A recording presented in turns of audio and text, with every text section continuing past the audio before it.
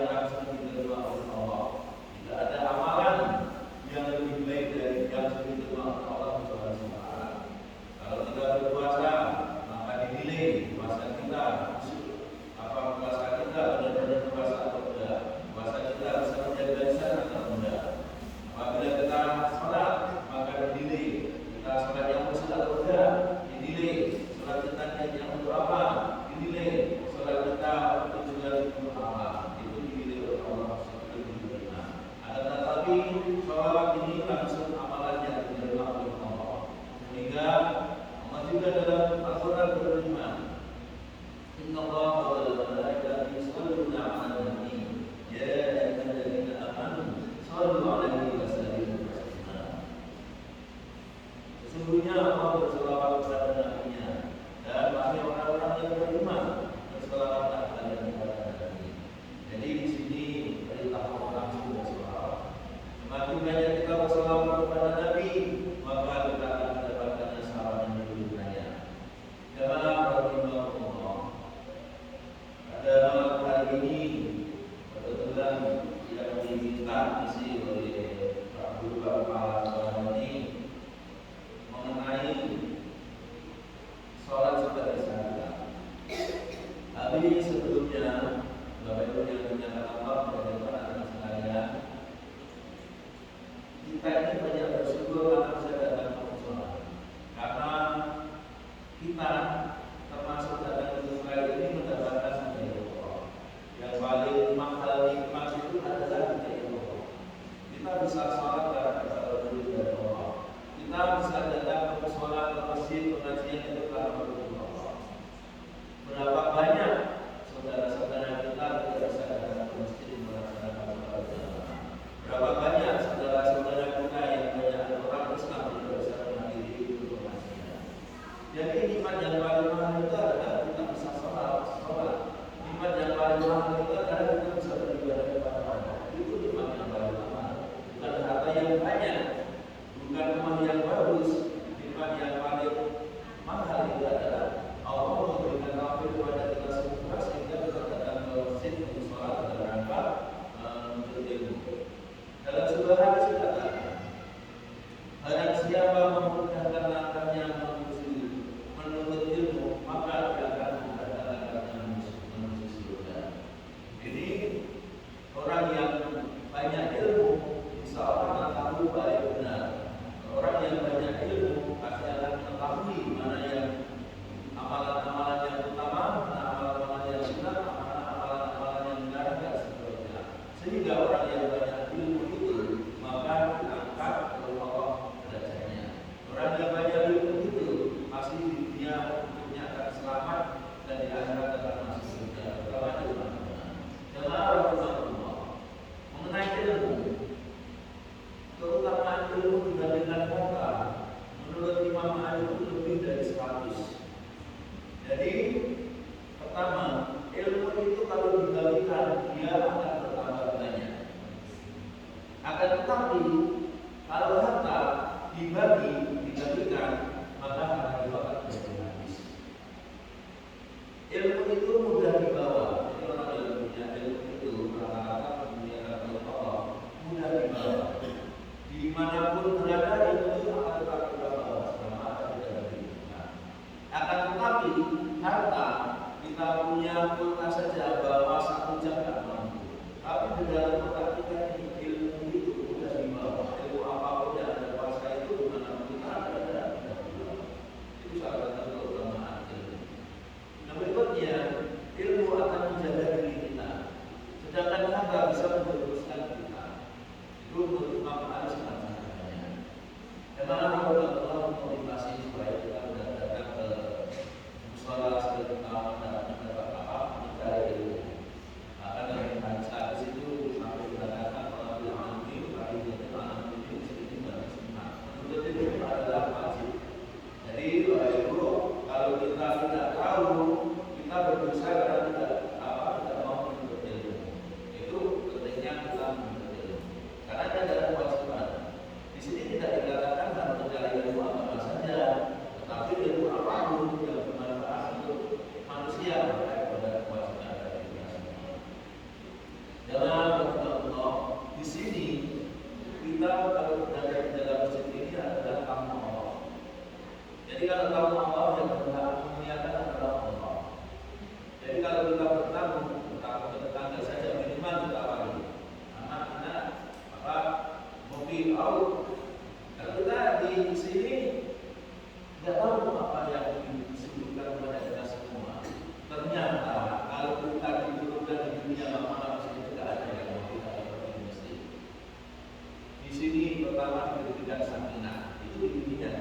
Orang yang mendengarkan pengajian pasti hatinya tenang, artinya pasti selalu adem ayem, orang tidur sedang berikan sakina. Salah satunya seperti itu. Di dunia, di akhirat itu nanti lain, banyak sekali ulama untuk menuntut. Kembali kepada yang diberikan oleh panitia, sholat sebagai syariat Islam, salah satu sebagai syariat Islam.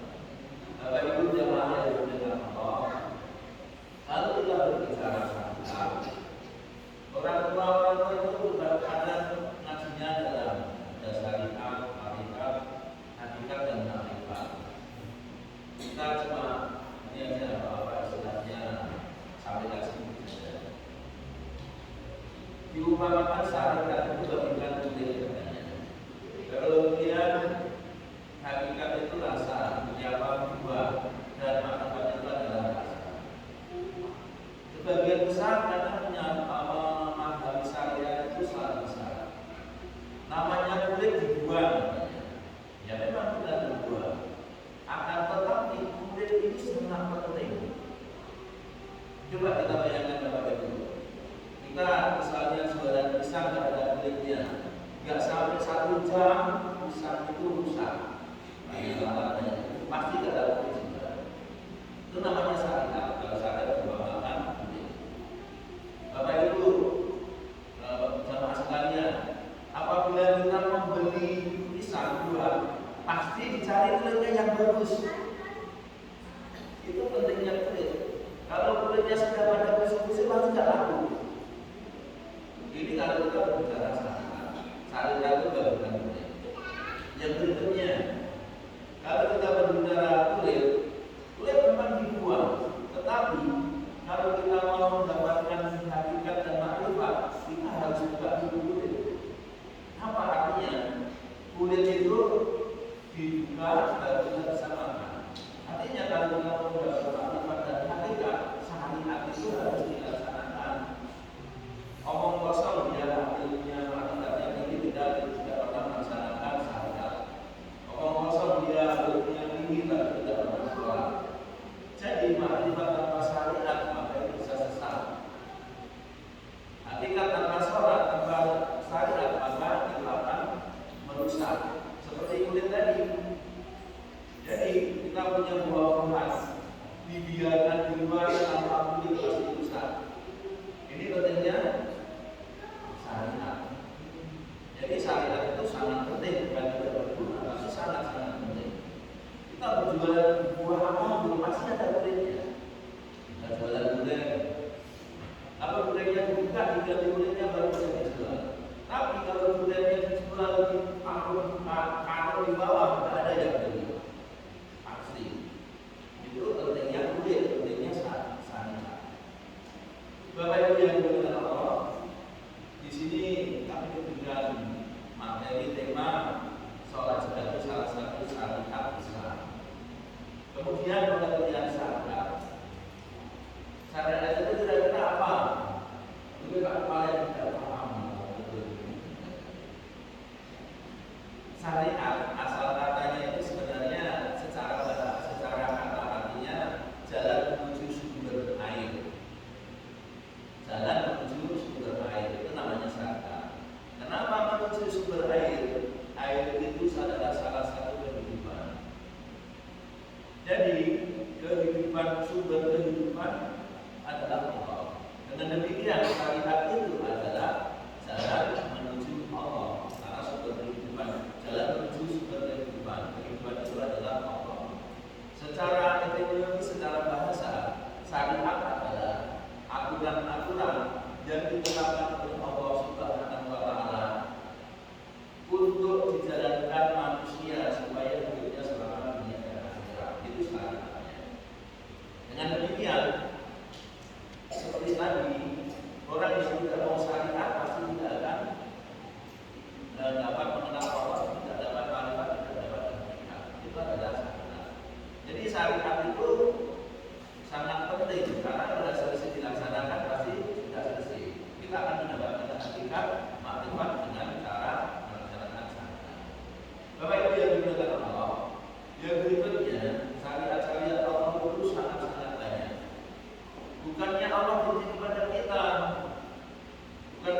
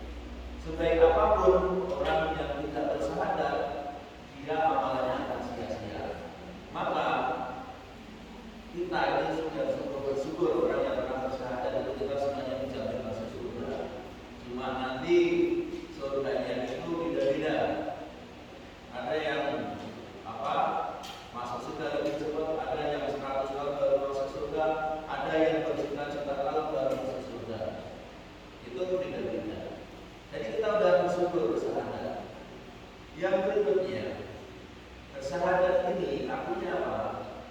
Mengakui asyhadu an la ilaha illallah wa asyhadu anna Muhammadar Rasulullah. Aku bersaksi bahwasanya tidak ada Tuhan yang tidak Allah kecuali Allah. Zaman dahulu, di zaman Rasulullah, waktu dakwah, belum ada perintah sholat Bapak Ibu, belum ada perintah zakat. Waktu zaman dakwah Rasulullah di Mekah, belum ada perintah haji, belum ada perintah sedekah, belum ada perintah puasa.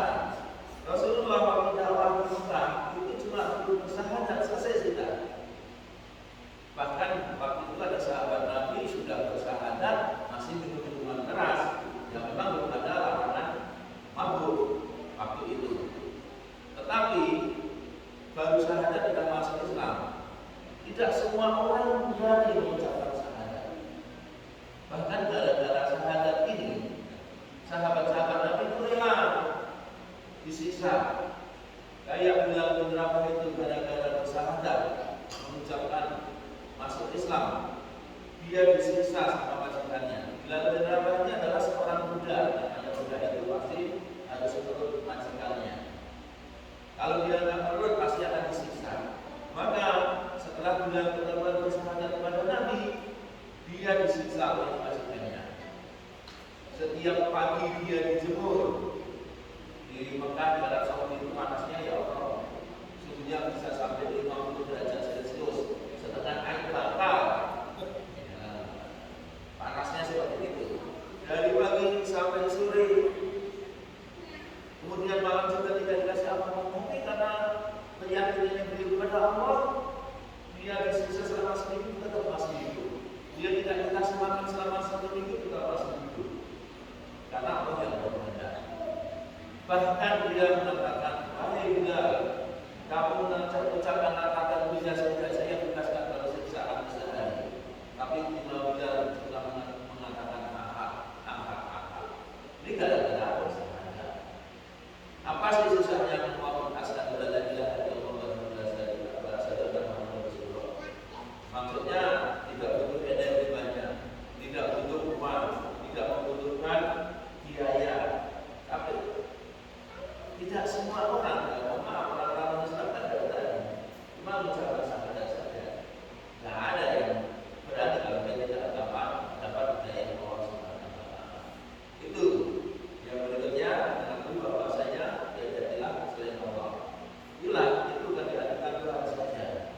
Ilah itulah orang dari Allah, tidak ada Tuhan selain Allah. Bahwanya dari Allah tidak ada tujuan hidup kecuali kepada Allah. Tidak ada rizqan min Allah, tidak ada yang memberikan rezeki kecuali Allah. Tidak ada yang memberikan pakaian kecuali Allah. Ini di dunia ini manusia dia memberikan pakaian Allah. Kita tidak pernah berpikir. Kalau kita berbicara pakaian, mungkin zaman dahulu orang memakai pakaian itu menggunakan kulit binatang, kulit babi, sapi, kulit lampu dan seterusnya. Yang berikutnya kulit pohon-pohonan. Zaman dahulu begitu buat pakaian.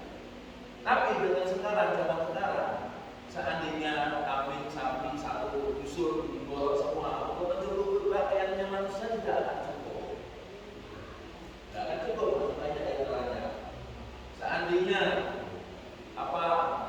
pohon-pohon yang pohon kelapa atau pohon yang ada lepahnya ditebangi semua pohon bisa hidup untuk membuat pakaian, maka untuk pakaian itu akan cukup. Kenapa? Ya memang Allah yang memberikan pakaian kepada manusia. Di dunia ini tidak ada yang pakai pakaian kecuali orang gila. Semuanya.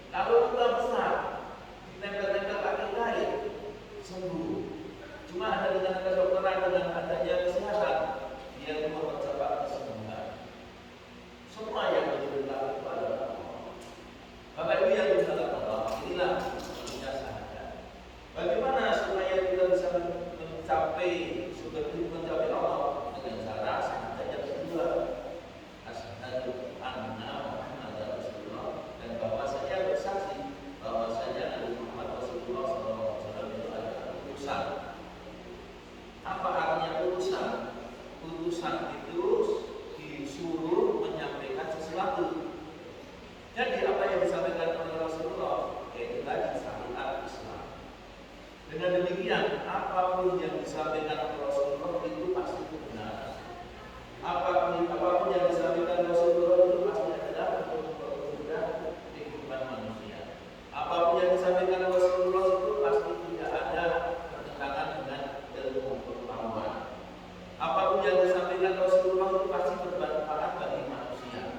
Apapun yang diperintahkan Rasulullah itu pasti memudahkan bagi manusia untuk juga. Puasa itu kita akan menjadikan sedekah. Kemudian zakat. Zakat itu adalah membersihkan harta kita. Gak ada zakat, diperintah zakat itu kita punya uang 10 juta disuruh zakat misalnya 50% 5 juta, gak ada. Yang diperintahkan malah sedikit itu, makanya berapa mencapai nisab harga emas 92 gram selama 1 tahun baru uang itu tidak lagi. Itu fungsinya membersihkan harta kita. Ini Bapak Ibu yang dimuliakan Allah. Kita punya pohon mangga, pasti ada yang busuk, pasti ada yang belum sampai tua jatuh, pasti ada yang belum sampai matang manis dimakan buah. Memang rezeki kita itu salah satunya jatuh itu supaya buah yang banyak besar. Kalau kita pengalaman punya pohon durian, bunganya banyak, kemudian hasilnya jadi bakal buahnya banyak. Kalau tidak kita potong, tidak kita kurangi, durian itu tidak akan berhasil. Ya fungsinya apa? Fungsinya supaya buah itu akan bermanfaat. Begitu pula zakat itu seperti itu. Harta yang kita terima itu tidak semuanya punya hak kita, punya hak miskin ada, punya disabilitas kita ada. Jadi itulah pentingnya. Jadi hikmah syariat Allah itu semuanya untuk kebaikan manusia. Bapak Ibu yang dimuliakan Allah sama kajian yang dimuliakan Allah, berikutnya adalah mendirikan sholat.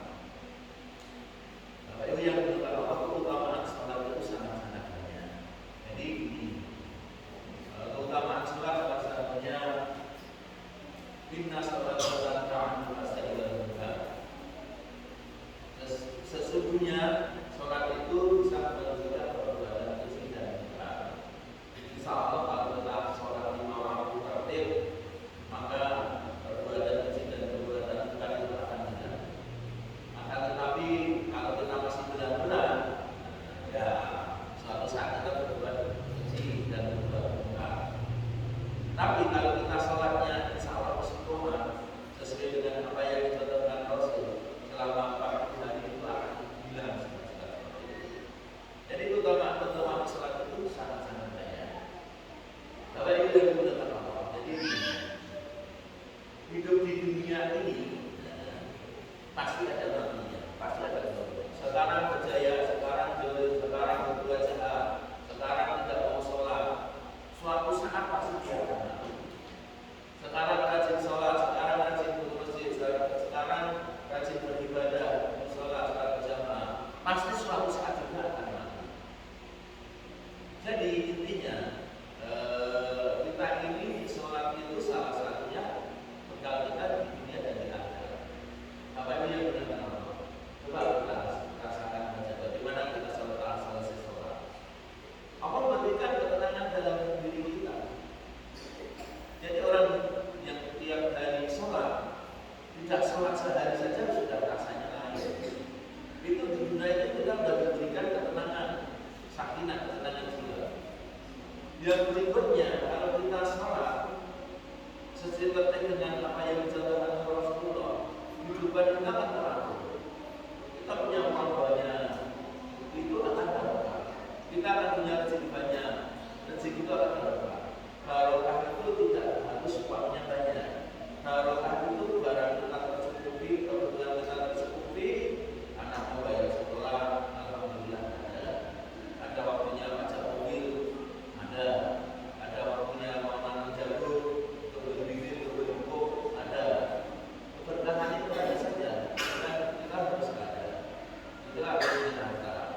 Kalau dia menggunakan Allah, kehidupan seseorang itu bisa diukur dari sholat.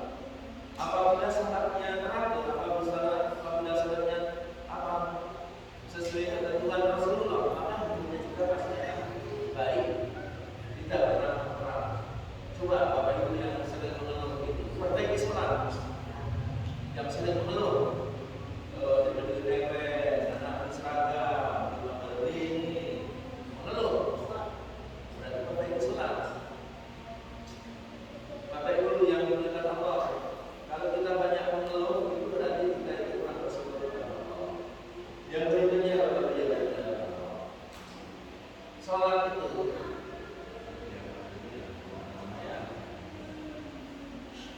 sholat itu adalah tiang agama. As-salatu al-maghdudin. Sholat itu adalah tiang agama. Jadi Bapak Ibu yang dimuliakan Allah begini, Al-Islamu kalau hukumnya Islam itu bagikan bangunan rumah kita pasti semuanya punya tiang, pasti tiangnya makin kokoh bangunan rumah kokoh, tiangnya makin kuat bangunan rumah gak dulu.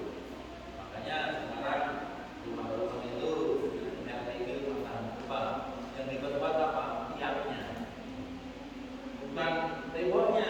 Temboknya pakai asbes, spek, manusia. Tapi tiangnya diperkuat. Karena sholat itu adalah tiang agama, maka diperkuatnya. Jadi intinya kalau tiangnya kuat semua, kena angin ribut rumah juga kan ambruk. Kena gempa dengan 5 skala Richter tidak akan ambruk. Artinya apa? Apabila sholat kita sangat kuat, sangat benar, sangat kokoh, maka ujian-ujian di dunia itu sangat-sangat kecil, sangat-sangat kecil. Semua manusia pasti diuji oleh Allah, tidak ada yang tidak. Diuji kematian orang tuanya, diuji mungkin sakit pasti, diuji kekurangan harta. Dikira orang kaya itu uangnya ada terus, tidak seperti itu apa yang kita bayangkan. Pasti suatu saat kekurangan uang itu pasti. Diuji sakit itu pasti, diuji kekurangan jiwa itu juga pasti. Gak mungkin orang tua bersama kita seterusnya. Gak mungkin anak kita hidup seterusnya. Pada suatu saat kalau kita punya anak aja dan kita biasanya nggak bisa. Itu diuji. Ujian-ujian dunia itu bagi orang yang melaksanakan sholat, sholatnya kokoh, yang tegur, maka itu ujian yang datang. Bukan apa?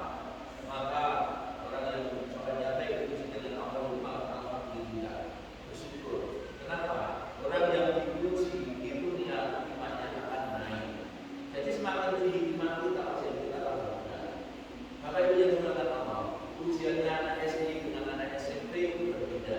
Kenapa tingkatannya berbeda? Anak SD diuji nanti ujian nasional, kalian keluarga dan seterusnya. Anak SMP nanti diuji dengan saya alam, proses dan seterusnya. Anak SMA nanti sudah diuji dengan tingkatannya beda-beda. Artinya kalau kita sudah mendapatkan ujian Allah sayang kepada kita. Artinya setelah kita diuji terus, maka iman kita akan bertambah. Maka kita akan lebih ibadah mengerjakan itu pada Allah. Itu artinya ujian. Jangan kita diuji kepada Allah itu kita malah diuji kepada Allah itu kita akan banyak berkeluh kesah, diujikan tetangga, diujikan semua dan seterusnya. Itu tidak ada manfaat. Berkeluh kesah kepada Allah. Maka itu yang Allah manfaatnya. Maka itu di dunia itu masalah yang diberikan Allah itu akan diselesaikan dengan mudah, dengan tidak akan sepakat dalam berhati Allah Subhanahu wa Ta'ala. Bapak Ibu yang dimuliakan Allah, ini masih banyak yang kalau kasih dulu. Jadi pertama amal yang bisa dalam hadis katakan bahwa amal hamba Allah itu yang pertama di saat yaumul qiyamah adalah salat. Barang siapa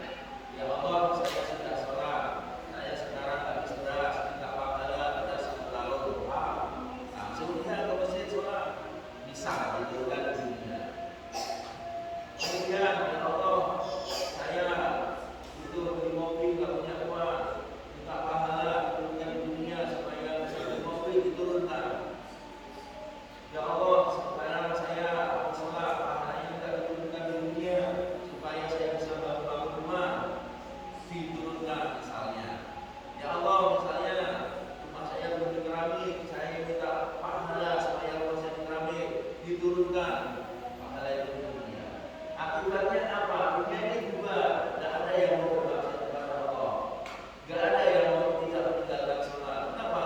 Oh, saya lebih baik saya ke masjid, nggak punya uang ke masjid, nggak punya beras ke masjid, sholat, nggak punya apa rumah sendiri ke masjid.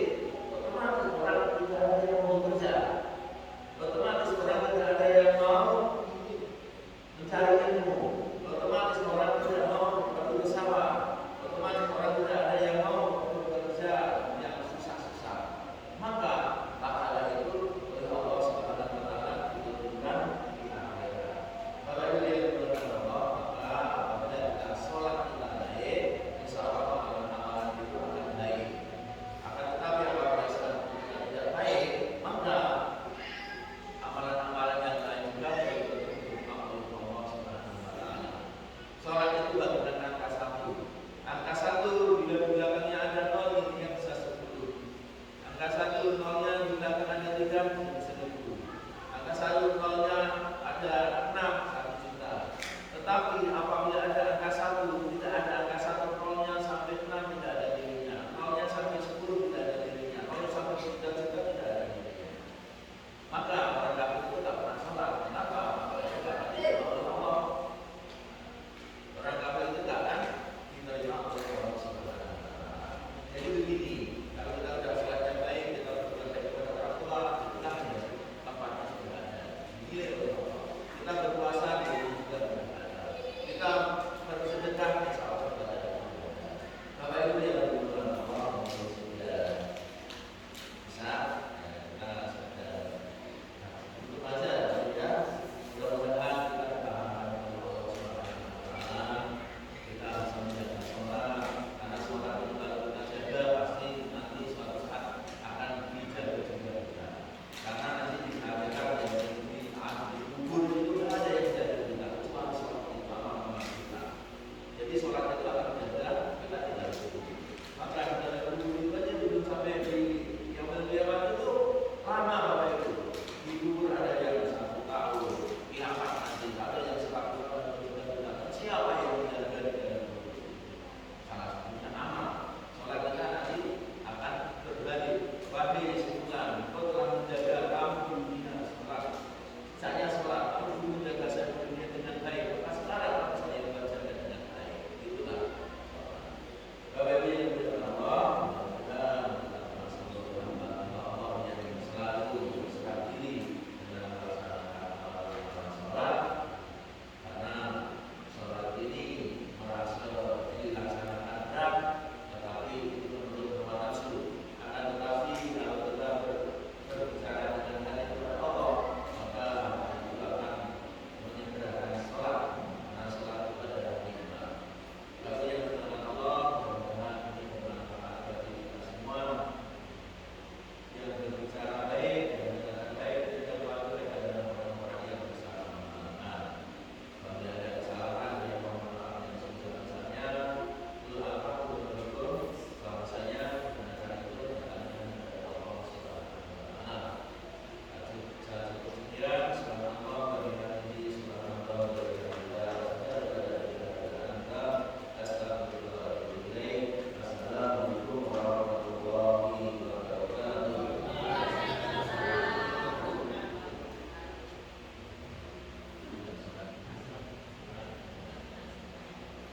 Kemudian